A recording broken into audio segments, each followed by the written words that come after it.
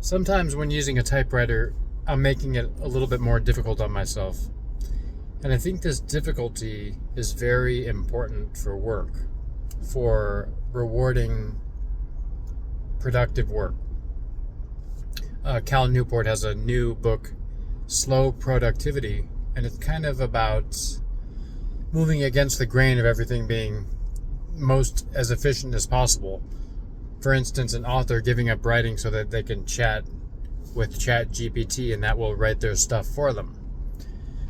So when you think of the book as the outcome, then that makes some sense, right? You can maybe write 5 books in the time it would take you to write a couple of pages.